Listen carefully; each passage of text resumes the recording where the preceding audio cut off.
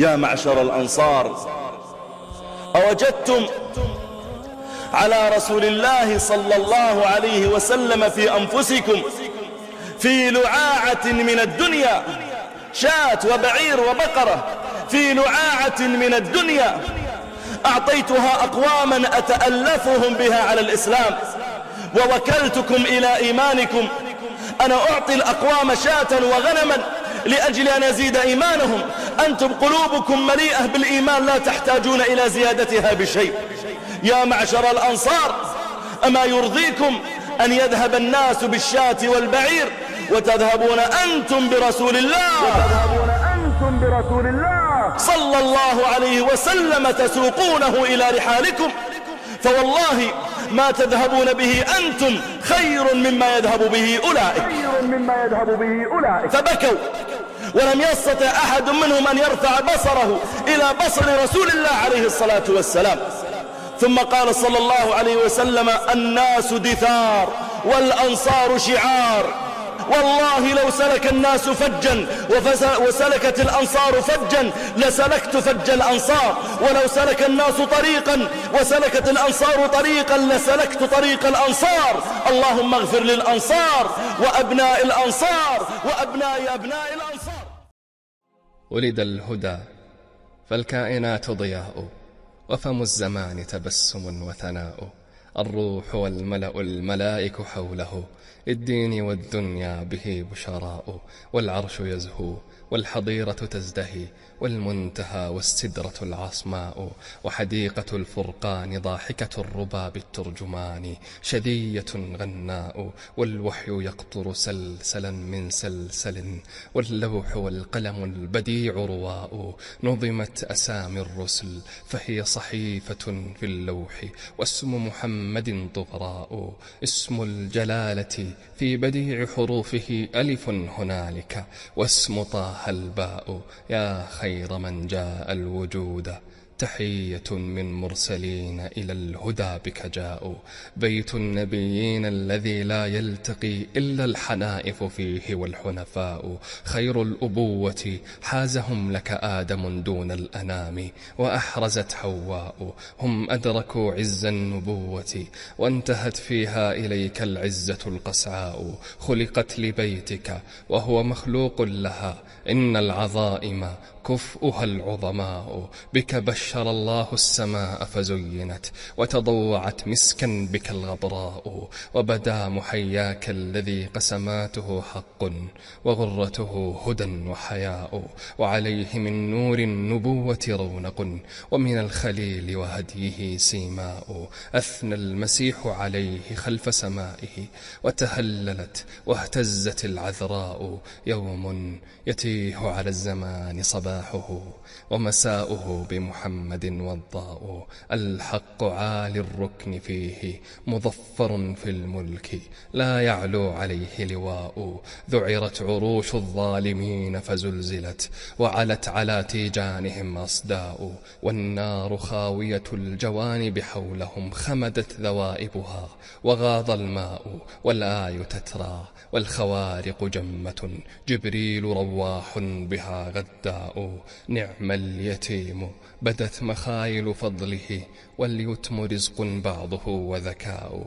في المهد يستسقى الحياة برجائه، وبقصده تستدفع البأساء. بسوى الأمانة في الصبا والصدق لم يعرفه أهل الصدق والأمناء.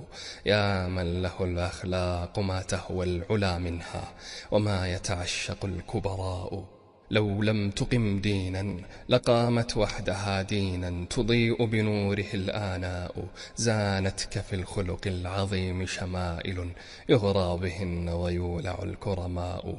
أما الجمال فأنت شمس سمائه، وملاحة الصديق منك أياء. والحسن من كرم الوجوه، وخيره ما أوتي القواد والزعماء. فإذا سخوت بلغت بالجود المدى، وفعلت ما لا تفعل الأنواء. وإذا عفوت فقادرا ومقدرا، لا يستهين بعفوك الجهلاء. وإذا رحمت فأنت أم أو أب، هذان في الدنيا هما الرحماء.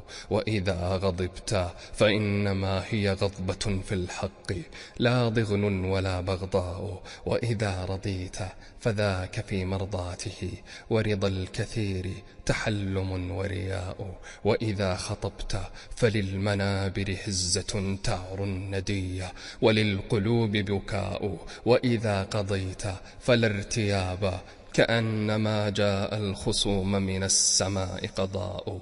وإذا حميت الماء لم يورد، ولو أن القياصر والملوك ظماء.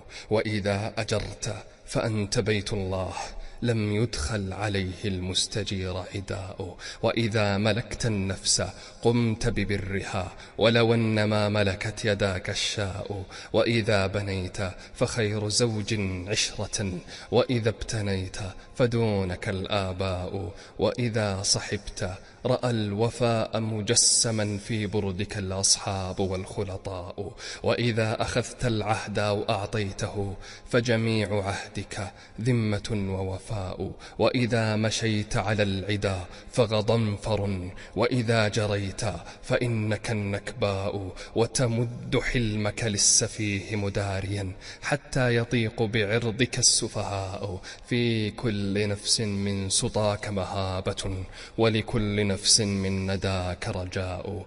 فالرأي لم ينض المهند دونه، كالسيف لم تضرب به الآراء. يا أيها الأمي حسبك رتبة في العلم، أن دانت بك العلماء. الذكر آية ربك الكبرى، التي فيها لباغي المعجزات غناء. صدر البيان له إذا التقت اللغة، وتقدم البلغاء والفصحاء.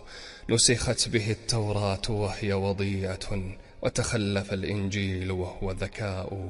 لما تمشى في الحجاز حكيمه، فضت عكاظ به وقام حراء. أزرى بمنطق أهله وبيانهم، وحي يقصر دونه البلغاء. حسدوا فقالوا شاعر أو ساحر، ومن الحسود يكون الاستهزاء. قد نال بالهادي الكريم وبالهدى ما لم تنل من سؤدد سيناء. أمسى كأنك من جلالك أمة، وكأنه من أنسه بيداء. يوحى إليك الفوز في ظلماته متتابعا، تجلى به الظلماء. دين يشيد آية في آية، لبناته السورات والأضواء. الحق فيه هو الأساس، وكيف لا، والله جل جلاله البناء. أما حديثك في العقول فمشرع، والعلم والحكم الغوالي الماء. هو صبغة الفرقان نفحة قدسه، والسين في سوراته والراء. جرت الفصاحة من ينابيع النهى من دوحه، وتفجر الإنشاء في بحره للسابحين به على أدب الحياة وعلمها إرساء. أتت الدهور على سلافته، ولم تفن السلاف ولا سل الندماء. بك يا ابن عبد الله قامت سمحة بالحق من ملل الهدى غراء. بنيت على التوحيد وهي حقيقة نادى بها سقراط والقدماء. وجد الزعاف من السموم لأجلها كالشهد، ثم تتابع الشهداء. ومشى على وجه الزمان بنورها كهان وادي النيل والعرفاء. إيزيس ذات الملك حين توحدت أخذت قوام أمورها الأشياء. لما دعوت الناس لبى عاقل، وأصم منك الجاهلين نداء. أبوا الخروج إليك من أوهامهم، والناس في أوهامهم سجناء. ومن العقول جداول وجلامد، ومن النفوس حرائر وإماء. داء الجماعة من أرسطاليس لم يوصف له حتى حتى أتيت دواء. فرسمت بعدك للعباد حكومة لا سوقة فيها ولا أمراء، الله فوق الخلق فيها وحده، والناس تحت لوائها أكفاء. والدين يسر والخلافة بيعة والأمر شورى والحقوق قضاء. الاشتراكيون أنت إمامهم لولا دعاوى القوم والغلواء. داويت متئدا وداووا طفرة وأخف من بعض الدواء الداء. الحرب في حق لديك شريعة ومن السموم الناقعات دواء. والبر عندك ذمة وفريضة لا منة ممنونة وجباء. جاءت فوحدت الزكاة سبيله حتى التقى الكرماء والبخلاء. أنصفت أهل الفقر من أهل الغنى فالكل في حق الحياة سواء. فلو أن إنسانا تخير ملة ما اختار إلا دينك الفقراء. يا أيها المسرى به شرفا إلى ما لا تنال الشمس والجوزاء. يتساءلون وأنت أطهر هيكل بالروح أم بالهيكل الإسراء. بهما سموت مطهرين كلاهما نور وريحانية وبهاء. فضل عليك لذي الجلال ومنة والله يفعل ما يرى ويشاء. تغشى الغيوب من العوالم كلما طويت سماء قلدتك سماء. في كل منطقة حواشي نورها نون وأنت النقطة الزهراء. أنت الجمال بها وأنت المجتلى والكف والمرآة والحسناء. الله هيأ من حظيرة قدسه نزلا لذاتك لم يجزه علاء. العرش تحتك سدة وقوائم ومناكب الروح الأمين وطاء. والرسل دون العرش لم يؤذن لهم حاشا لغيرك موعد ولقاء. الخيل تأبى غير أحمد حاميا وبها إذا ذكر اسمه خيلاء. شيخ الفوارس يعلمون مكانه إن هيجتا سادها الهيجاء. وإذا تصدى للضبا فمهند أو للرماح فصعدة سمراء. وإذا رمى عن قوسه فيمينه قدر وما ترمي اليمين قضاء. من كل داعي الحق همة سيفه فلسيفه في الراسيات مضاء. ساقي الجريح ومطعم الأسرى ومن آمنت سنابك خيله الأشلاء. إن الشجاعة في الرجال غلاظة ما لم تزنها رأفة وسخاء. والحرب من شرف الشعوب فإن بغوا فالمجد مما يدعون براء. والحرب يبعثها القوي تجبرا وينوء تحت بلائها الضعفاء. كم من غزاة للرسول كريمة فيها رضا للحق أو إعلاء. كانت لجند الله فيها شدة في إثرها للعالمين رخاء. ضربوا الضلالة ضربة ذهبت بها فعلى الجهالة والضلال عفاء. دعموا على الحرب السلام وطالما حقنت دماء في الزمان دماء. هل كان حول محمد في قومه إلا صبي واحد ونساء.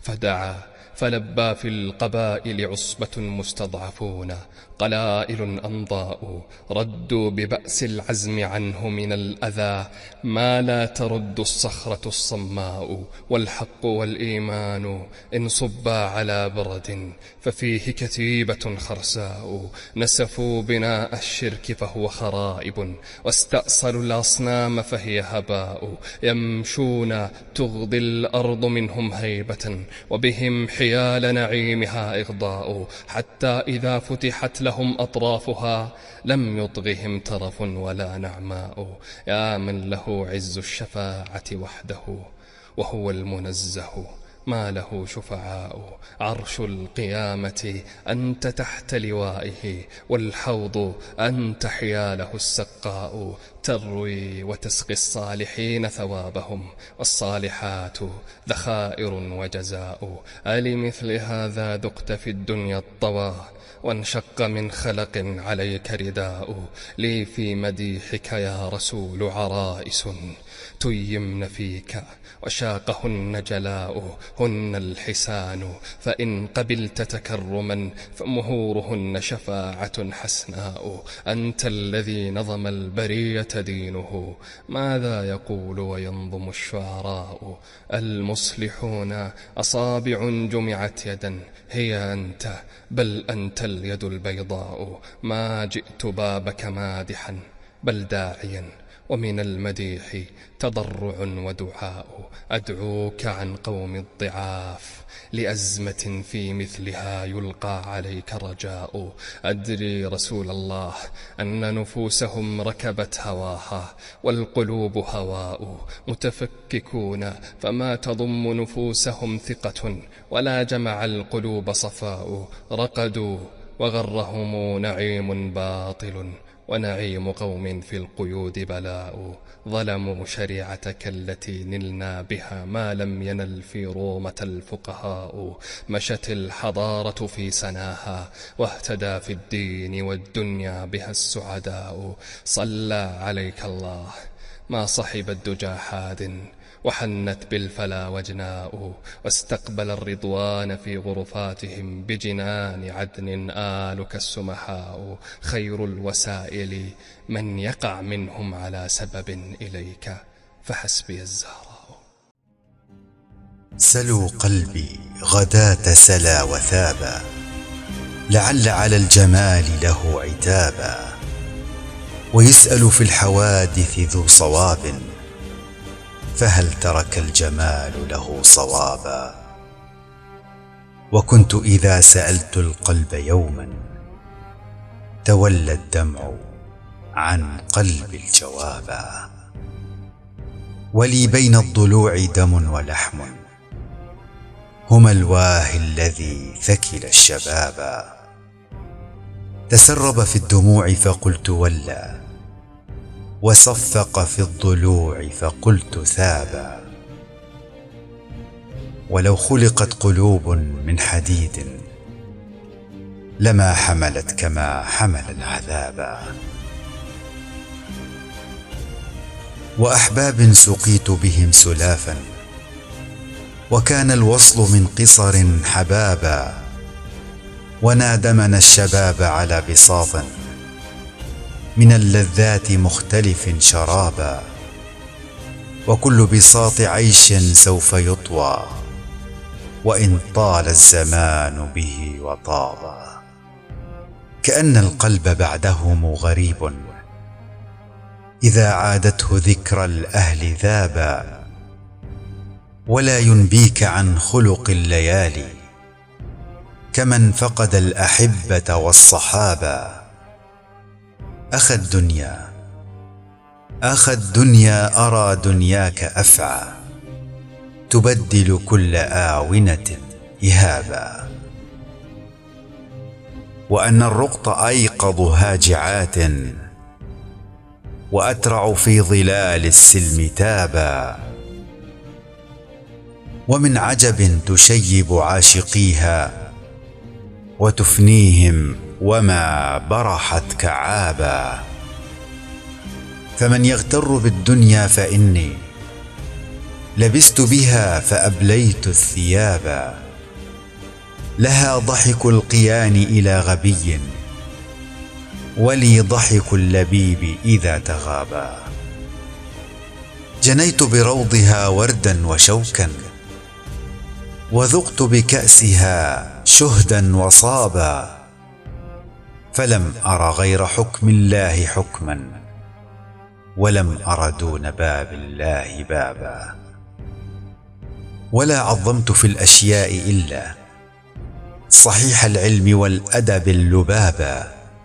ولا كرمت إلا وجه حر، يقلد قومه المنن الرغابا. ولم أر مثل جمع المال داء، ولا مثل البخيل به مصابا. فلا تقتلك شهوته وزنها كما تزن الطعام أو الشراب. وخذ لبنيك والأيام ذخرا. ألا ترضون يا معشر الأنصار أن يذهب الناس بالشاة والبعير وترجعوا برسول الله إلى رحالكم؟ والذي نفسي بيده لولا الهجرة لكنت امرأ من الأنصار، ولو سلك الناس شعبا وسلكت الأنصار شعبا لسلكت شعب الأنصار. اللهم ارحم الأنصار وأبناء الأنصار وأبناء أبناء الأنصار. تناقلها الأنصار عنه فأصبحت تجاب بها أرض وتطوى سباسب، فضاربة في الأرض وهي مقيمة كأن مطاياها الجنوب أو الصبا. نقلهم بها من حيازة شاة وبعير لحيازة البشير النذير، وزودهم الدعاء الأثير، فانهالت الدموع فرحا ولهجت الألسن رضينا برسول الله قسما وحظا. وحال كل واحد منهم والله ما أنت وأهل العلا إذا تأملتهم وانتقيت إلا كبيت الله في فضله على بيوت الناس والكل بيت. ذهب الناس بالشاة والبعير وبقي في معيتهم السراج المنير. ترك أحب بلاد الله إليه واختار من بايعه وآواه وناصره. ترك من أعطاهم مئات الإبل وآلاف الشياه إلى نعمهم، ومضى مع الأوفياء الخلص كما وعدهم. المحيا محياهم والممات مماتهم. مضى معهم راجيا أن يبقوا فئة نقية يحدوها شيء غير اهتمامات الذهب والفضة، وهو موعود بيعة العقبة. فما لنا إن وفينا يا رسول الله؟ قال لكم الجنة. قالوا ربح البيع لا نقيل ولا نستقيل. مضى في معيتهم معلنا لهم أن هذه لن تكون الأولى التي يعطى فيها الناس ويحرمون، ولن تكون الآخرة. أما إنكم ستلقون بعدي أثرة، فاصبروا حتى تلقوني على الحوض في الآخرة. فالناس يوعدون بالحطام وهم بحوض سيد الأنام. ذهبت الشاة والبعير وبقي للأنصار البشير النذير، فالناس يرجعون بالحطام وهم بحوز سيد الأنام. حداؤهم في ذا السفر خذوا الجمال والشياه والبقر، فقد أخذنا عنكم خير البشر. قطعنا العلائق عن غيره كما قطع المشرفي الأديم. أرأيتم معشر الإخوة، عطاء في محله جلب القلوب نحوه، ومنع في محله كان فخرا لأهله بعد وضوح سببه. مال من سبيل الله صرف في سبيل الله، دخل به أناس في دين الله، وثبتت به قلوب على محبة الله، وخير الهدى هدى رسول الله صلى الله عليه وسلم.